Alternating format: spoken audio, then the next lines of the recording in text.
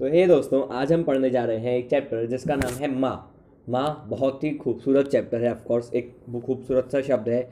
और मुझे खुशी है कि आज मैं ये चैप्टर बना रहा हूँ 8 मार्च यानी विमेंस डे के ऊपर। ये दिन जब हम स्त्री का सम्मान करते हैं, इस दिन आज हम एक चैप्टर पढ़ेंगे जो कि नारी के ही एक एस्पेक्ट यानी नारी के ही एक पहलू को दिखाता है। वो सबसे खूबसूरत पहलू जिसकी वजह से हम आए हैं, वो पहलू है माँ।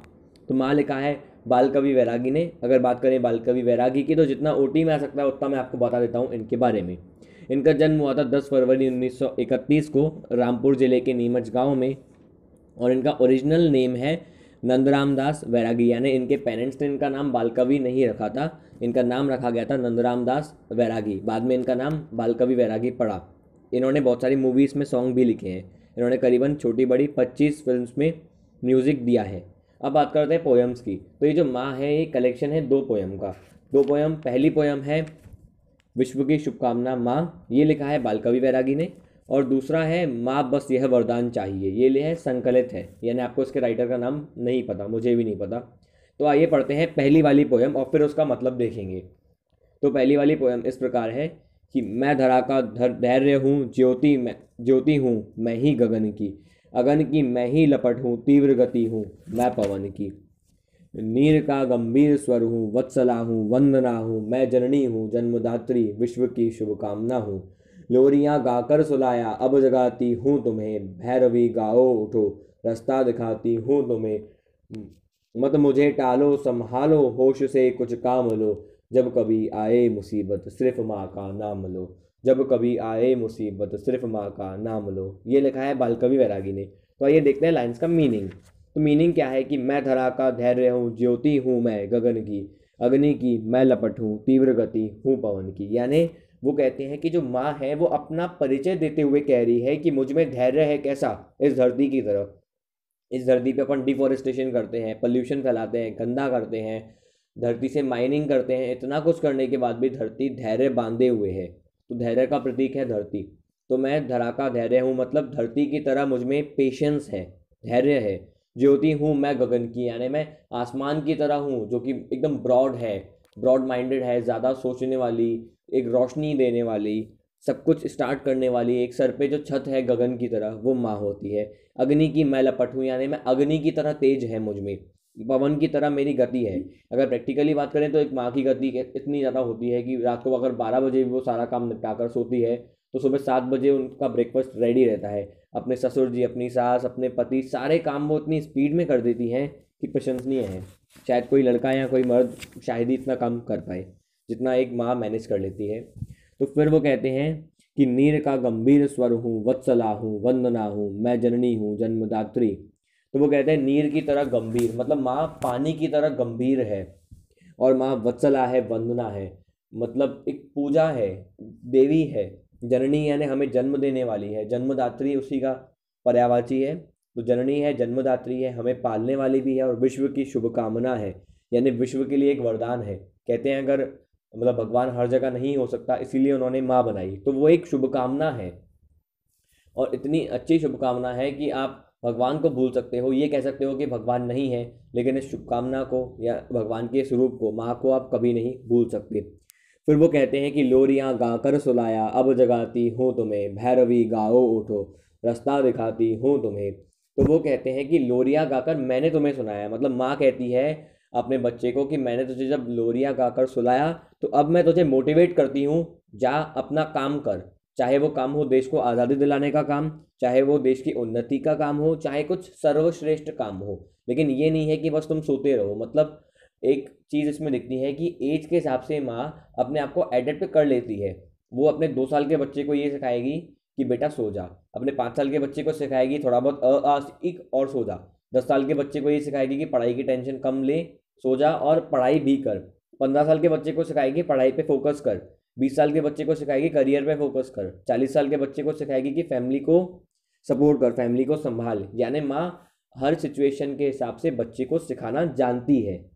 तो वही ये कहते हैं कि कभी वो लोरियाँ सुनाती है, कभी भैरवी गाती है, मतलब मोटिवेट करती है कि देश के लिए अगर बलिदान देना पड़े तो वो भी दो, और अपने जीवन का जो उद्देश्य है उसको पूरा करो। फिर वो कहते हैं मत मुझे टालो संभालो होश से कुछ काम लो, जब कभी आए मुसीबत सिर्फ माँ का नाम लो। मतलब मुझे टालो मत, मुझे ये मत समझो कि बस जिसने हमें जन्म दिया वो एक स्त्री है, बल्कि अपने काम में लगे रहो। जब भी दुख आए माँ का नाम लो। आज ये होता है, जब भी हमें चोट लगती है तो सबसे पहले माँ का ही नाम याद आता है। तो ये थी खूबसूरत सी पोयम बाल कवि बैरागी की। अगली पोयम है माँ बस यह वरदान चाहिए, जिसके राइटर का नाम हमें नहीं पता। तो माँ बस यह वरदान चाहिए, जीवन पथ जो कंकट में हो, विपदाओं का घोर वलय हो, किंतु कामना एक यही बस, प्रतिपल पग गतिमान चाहिए। माँ बस यह वरदान चाहिए, हास मिले या त्रास मिले, विश्वास मिले या फास मिले, गरजे क्यों न काल ही सम्मुख, जीवन का अभिमान चाहिए। माँ बस यह वरदान चाहिए, जीवन के इन संघर्षों में दुख कष्ट के दावा नल में तिल तिल कर तन जले क्यों न पर, होठों पर मुस्कान चाहिए। माँ बस यह वरदान चाहिए, कंटक पथ पर कंटक पथ पथ पर गिरना चढ़ना स्वाभाविक है, हार जीतना उठ उठ कर हम गिरें, उठें फिर पर गुरूरता का ज्ञान चाहिए। माँ बस यह वरदान चाहिए, मेरी हार देश की जय हो, स्वार्थ भाव का क्षण क्षण क्षय हो, जल जल कर जीवन दूं जग को, बस इतना सम्मान चाहिए। माँ बस यह वरदान चाहिए, माँ बस यह वरदान चाहिए। आइए देखते हैं इनका मीनिंग।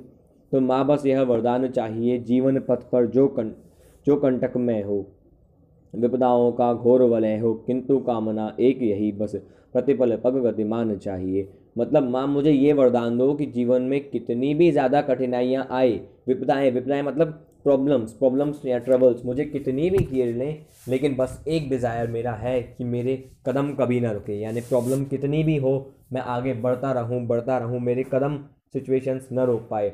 हास मिले या त्रास मिले, विश्वास मिले या फांस मिले। मतलब हास बोलते हैं लॉस को, त्रास मतलब कोई और प्रॉब्लम। तो लॉस हो, प्रॉब्लम हो, विश्वास मिले, धोखा मिले, चाहे मेरे सामने मौत यानी काल आ जाए, लेकिन मैं अभिमान रहे, मेरे पास जो सेल्फ रिस्पेक्ट है वो मेरी कभी ना मरे।